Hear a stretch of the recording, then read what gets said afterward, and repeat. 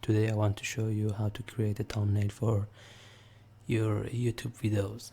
Now we need to open the Photoshop or Lightroom, click on the file, then new.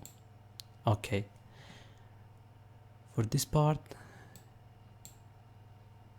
and for this part this, and we set the resolution to 72. That's okay, and that's it. So the most simple way to create a thumbnail is to use the gradient. That easy, and you can create everything you want. How to create a thumbnail for YouTube videos. So that's it.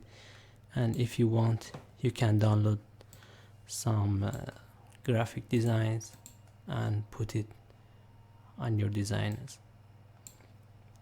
But actually, if you want to save it, you will go to File, Save As,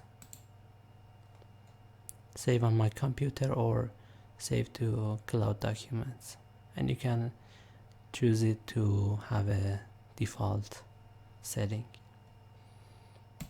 And it does not require to have a very high resolution for a thumbnail, because it's so tiny and actually no one cares about the quality of the thumbnails.